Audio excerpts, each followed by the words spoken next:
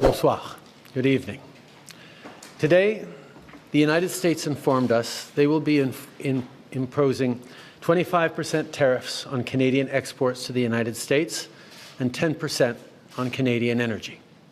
A decision that, should they elect to proceed with, should take effect on Tuesday, February 4th. Cette décision met en péril une relation économique historique. Une relation qui a été la source de tellement de richesses, de prospérité et de possibilités des deux côtés de la frontière. Tonight, first, I want to speak directly to Americans, our closest friends and neighbors. This is a choice that, yes, will harm Canadians, but beyond that, it will have real consequences for you, the American people. As I have consistently said, tariffs against Canada will put your jobs at risk, potentially shutting down American auto assembly plants and other manufacturing facilities. They will raise costs for you, including food at the grocery stores and gas at the pump. They will impede your access to an affordable supply of vital goods crucial for U.S. security, such as nickel, potash, uranium, steel, and aluminum. They will violate the free trade agreement that the President and I, along with our Mexican partner, negotiated and signed a few years ago. But it doesn't have to be this way. As President John F. Kennedy said many years ago, geography has made us neighbors, history has made us friends, economics has made us partners, and necessity has made us allies. That rang true for many decades prior to President Kennedy's time in office and in the decades since. From the beaches of Normandy to the mountains of the Korean Peninsula, from the fields of Flanders to the streets of Kandahar, we have fought and died alongside you. During your darkest hours, during the Iranian hostage crisis, those 444 days we worked around the clock from our embassy to get your innocent compatriots home. During the summer of 2005, when Hurricane Katrina ravaged your great city of New Orleans, or mere weeks ago, when we sent water bombers to tackle the wildfires in California. During the day the world stood still, September 11th, 2001, when we provided refuge to stranded passengers and planes, we were always there, standing with you, grieving with you, the American people. Together, we've built the most successful economic, military, and security partnership the world has ever seen. A relationship that has been the envy of the world. Yes, we've had our differences in the past, but we've always found a way to get past them. As I've said before, if President Trump wants to usher in a new golden age for the United States, the better path is to partner with Canada, not to punish us. Canada has critical minerals, reliable and affordable energy, stable democratic institutions, shared values, and the natural resources you need.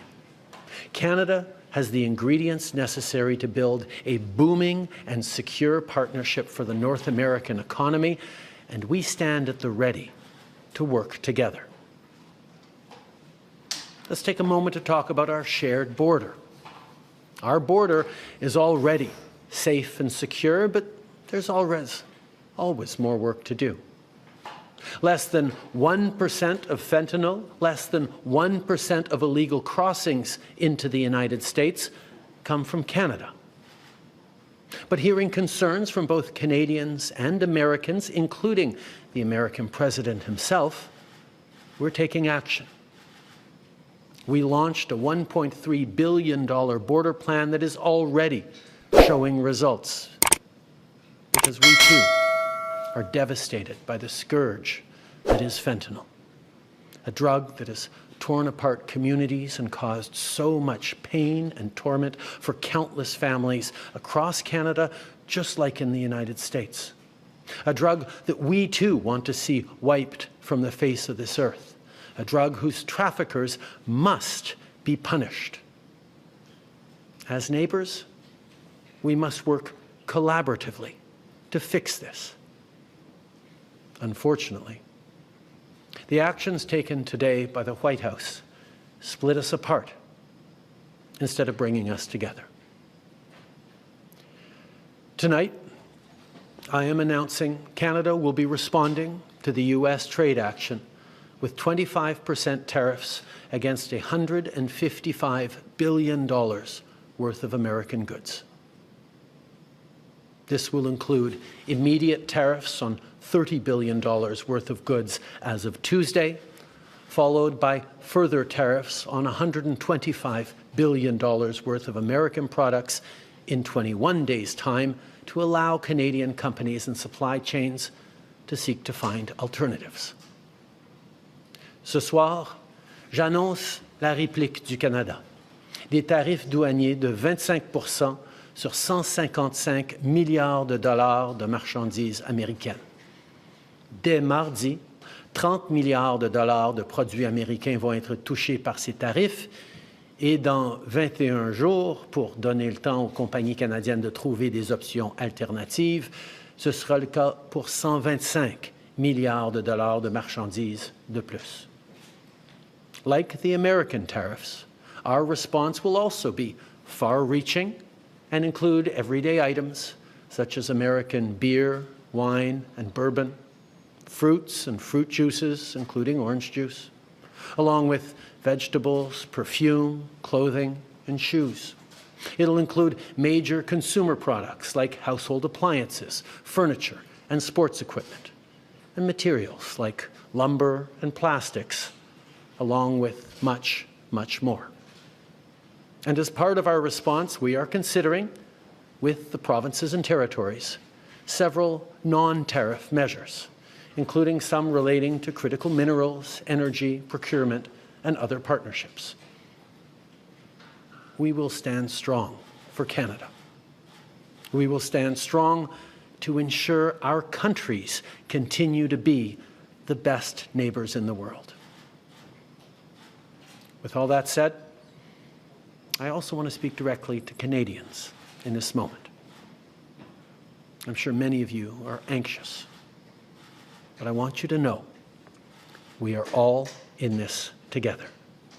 The Canadian government, Canadian businesses, Canadian organized labor, Canadian civil society, Canada's premiers, and tens of millions of Canadians from coast to coast to coast are aligned and united.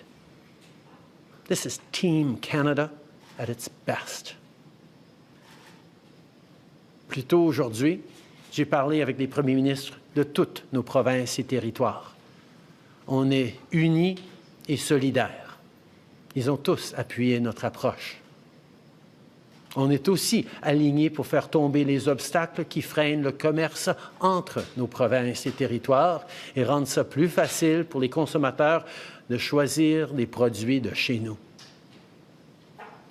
Il y a quelques minutes, je me suis entretenu avec Mme Sheinbaum, la présidente du Mexique, notre autre partenaire nord-américain, qui a lui aussi été la cible de tarifs douaniers aujourd'hui. On s'est engagé à travailler ensemble pour y faire face. Il s'agit d'une menace qui vise l'ensemble du pays et ça m'a fait chaud au cœur de voir autant de nos leaders répondre à l'appel et s'engager pour qu'aucun Canadien ne soit laissé pour compte. Notre gouvernement va être là pour les Canadiens, on va être là pour vous, mais en même temps, j'ai quelque chose à vous demander. Je vous demande d'être solidaires les uns des autres. Beaucoup d'entre nous vont être affectés par tout ça et vont vivre des moments difficiles. Je vous demande d'être là les uns pour les autres, d'être là pour vos amis, vos voisins et vos compatriotes. d'un océan à l'autre, les Canadiens sont très différents. On parle de différentes langues, on a de différentes croyances, on a de différentes opinions, de différentes idées. Mais quand on reste unis, on puise notre force dans cette différence. And now is also the time to choose Canada. There are many ways for you to do your part. It might mean checking the labels at the supermarket and picking Canadian-made products. It might mean opting for Canadian rye over Kentucky bourbon, or foregoing Florida orange juice altogether. It might mean changing your summer vacation plans to stay here in Canada and explore the many national and provincial parks, historical sites, and tourist destinations our great country has to offer.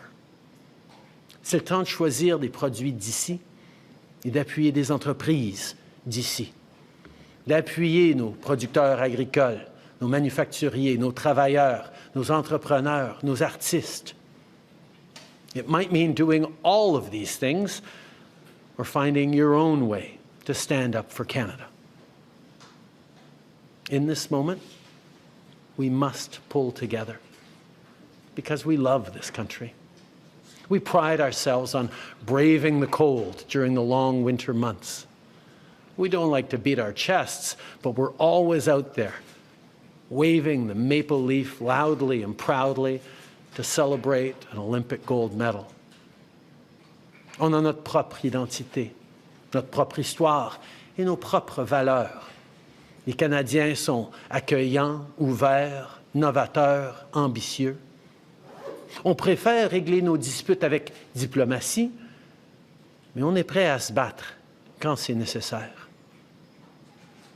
Canada is home to bountiful resources, breathtaking beauty, and a proud people who've come from every corner of the globe to forge a nation with a unique identity worth embracing and celebrating. We don't pretend to be perfect, but Canada is the best country on earth. There's nowhere else that I and our 41 million strong family would rather be. And we will get through this challenge, just as we've done countless times before, together. Thank you. Merci. Vive le Canada. All right, so we'll take 20 minutes of questions, 20 minutes de questions. One question, one follow-up, une question, un suivi. Merci. Bonsoir, Monsieur le Premier ministre, Raymond Filion de TVA. Est-ce que vous avez parlé ou tenté de parler avec le président Trump aujourd'hui ou dans les derniers jours? Ça fait depuis l'inauguration que j'essaie de rejoindre le président. J'espère pouvoir lui parler bientôt. It's been since the inauguration that I've been reaching out to speak with Donald Trump. I hope to speak with him sometime soon. Dans son décret qu'il a signé aujourd'hui, M. Trump menace le Canada d'augmenter encore plus les tarifs s'il y a des mesures de rétorsion. Vous annoncez des mesures de rétorsion ce soir. Certains vont se demander, est-ce que ce n'est pas risqué? Est-ce que ça ne risque pas d'envenimer la situation? On va toujours faire ce qui est nécessaire pour défendre les Canadiens, défendre nos intérêts. On est en train de répondre avec un ensemble de mesures fortes mais appropriées. Et on va continuer d'être là pour défendre le Canada, les Canadiens et notre avenir. Bonsoir, M. Trudeau. Vous avez mentionné que vous envisagiez d'autres mesures qui ne sont pas reliées aux tarifs. Pouvez-vous élaborer? C'est sûr qu'on a beaucoup d'initiatives en dehors des tarifs qu'on peut entreprendre en tant que pays. On est en train de parler avec les provinces et territoires sur certains éléments dans leur région, leur juridiction. On a aussi des mesures comme ce que les provinces sont en train d'annoncer, d'enlever l'alcool et les spiritueux et les vins américains de leur régie des alcools. Il y a des mesures au niveau de l'approvisionnement municipal, provincial et même fédéral où on peut moins acheter des Américains. Le choix des Canadiens d'acheter des produits canadiens, de choisir des biens et des services du Canada et non américains, ça fait tout partie de notre réponse collective. Mais juste pour précision, est-ce qu'il est question peut-être de couper l'approvisionnement en énergie? Mais la deuxième question, c'était davantage sur le décret des Américains. Il n'est pas question là-dedans, il est question de la frontière, mais pas de la relation commerciale. Est-ce que c'est parce qu'il faut s'attendre à une deuxième vague de tarifs? Tout d'abord, ce qui est important quand on va regarder différentes façons de répondre ou de mettre encore plus de pression sur les Américains pour reculer sur les mesures qui sont de l'avant, on va s'assurer qu'il n'y ait aucune région du pays, aucune industrie qui va porter un plus large fardeau, un plus lourd fardeau que d'autres régions. On sait qu'il y a certaines industries, dont l'industrie pétrolière, qui ont un grand impact aux États-Unis, mais on va s'assurer que toute réponse qu'on va faire va être équitable à travers le pays, parce qu'on ne veut pas que ce soit seulement une région ou une partie du pays qui paye le plus pour défendre tous les Canadiens. Et c'est quelque chose, un principe sur lequel tous les premiers ministres sont d'accord. Est-ce qu'on peut s'attendre à une deuxième vague? C'était ça aussi la question. Sur l'enjeu une deuxième vague, dans quel sens? De tarifs, parce que dans le décret, il n'est pas question de la relation commerciale, il est juste Ah non, question oui, d'enjeux. tout à fait. Ces tarifs d'aujourd'hui sont ancrés dans la préoccupation du président sur le fentanyl.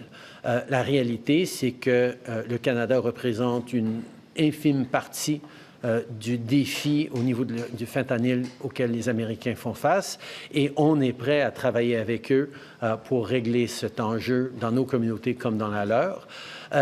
En même temps, il y a une enquête sur nos relations commerciales qui est en cours dans le système américain, qui va aboutir le 1er avril, et à ce moment-là, ils vont prendre d'autres décisions.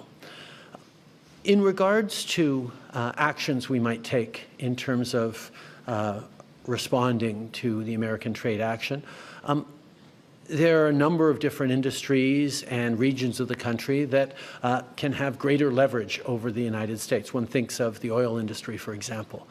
What is extremely important for me, and I think for all the premiers, is that no one region of the country or one industry carries a larger burden than anyone else in standing up for Canada. We need to all be in this together. This only works if Canadians are fully united from coast to coast to coast to stand up for this extraordinary and beautiful country.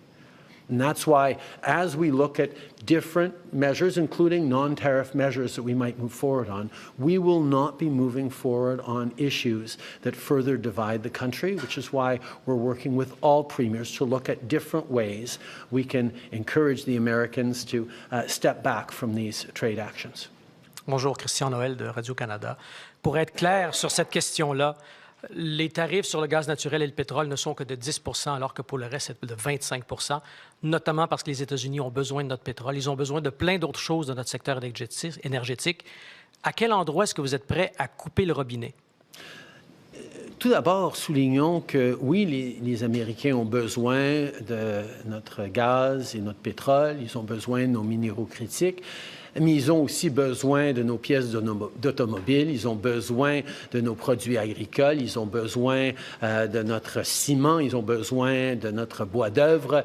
Il y a énormément de choses que le Canada produit, qu'on vend à des prix très, très bon marché ou bien responsables aux Américains, sur lesquels ils dépendent pour leur bien-être économique. Des tarifs de 25 % sur tout ce que le Canada produit, ça va faire mal aux Américains, aux consommateurs américains, aux producteurs américains. On s'attend à avoir des défis énormes dans l'industrie automobile, par exemple, aux États-Unis, où des pièces et du travail canadien et mexicain sont des éléments essentiels de ce qu'ils font. Alors, on va être là pour regarder et encourager les Américains de revenir en arrière sur ces tarifs et on va utiliser toute la gamme d'outils qu'on a. Pour être très clair, on ne veut pas être dans cette situation C'est le choix des Américains de nous mettre dans cette situation-là, mais puisqu'on est ici, on va répondre de façon responsable et forte pour défendre le Canada. Dans un match de hockey ce soir à Ottawa, durant l'hymne national américain, il y a des Canadiens qui ont hué l'hymne national américain. Est-ce qu'ils ont raison d'être en colère et êtes-vous en colère? On a une très longue histoire avec les Américains.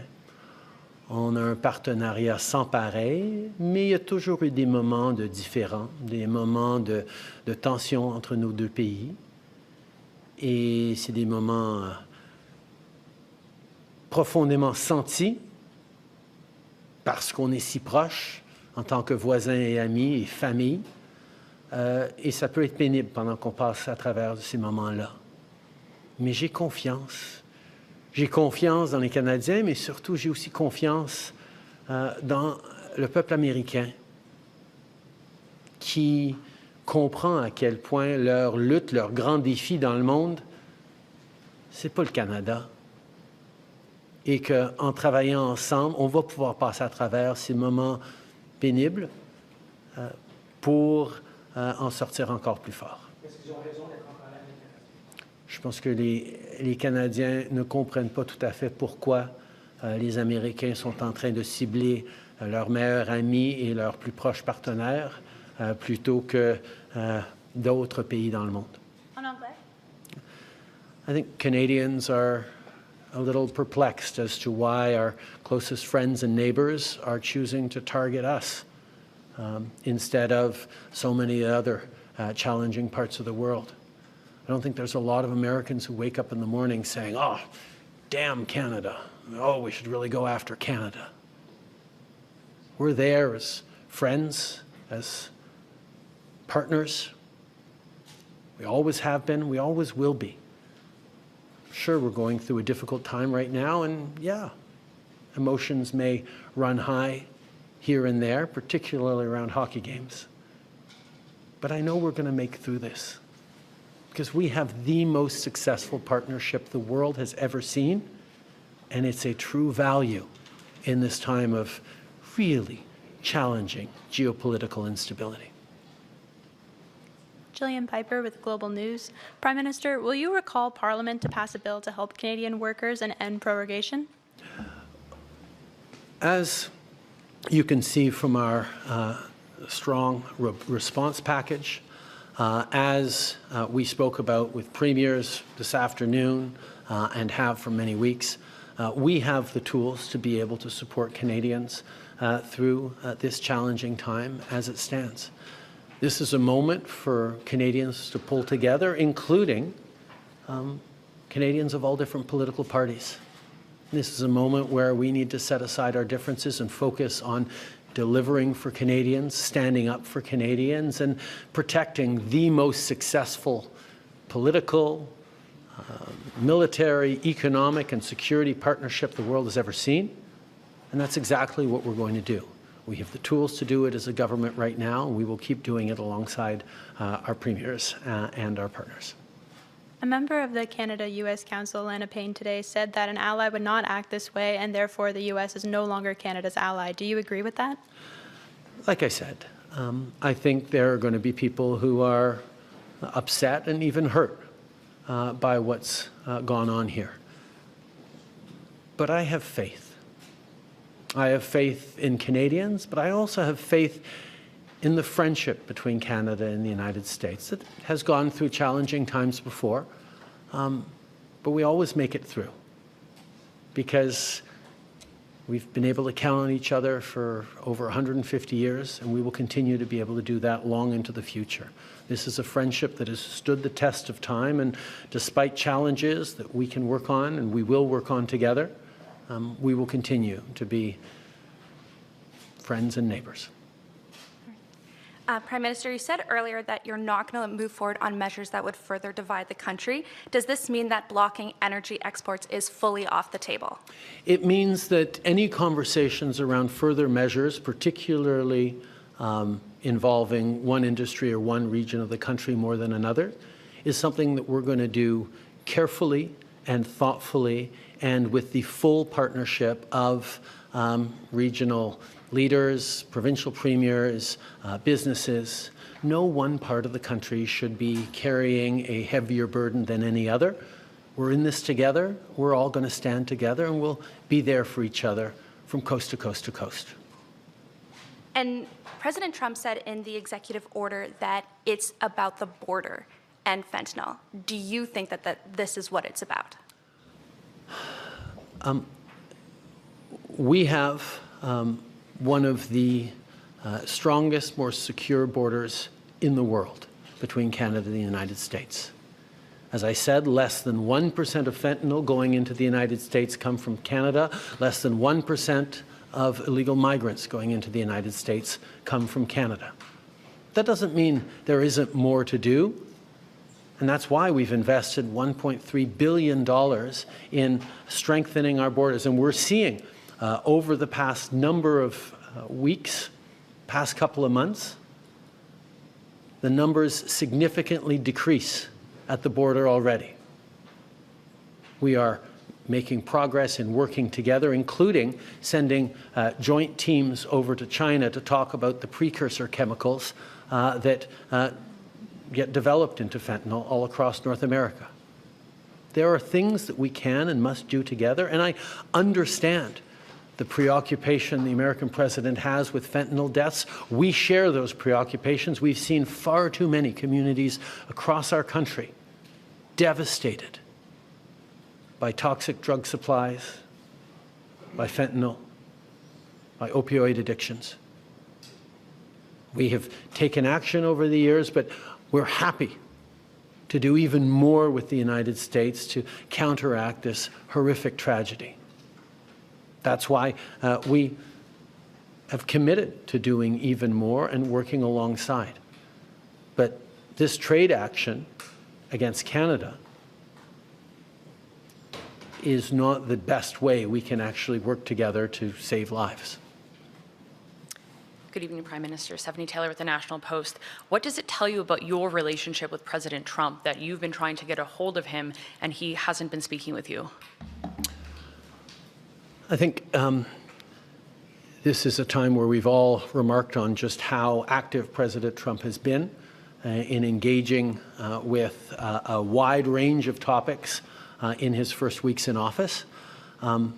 As you all know, I've had many, many good and substantive conversations with President Trump over the past months, where we've highlighted the work that we can do. Our ministers and officials have been engaging, in many cases like today, multiple times a day with their counterparts to talk through these issues, to move forward on areas of mutual concern.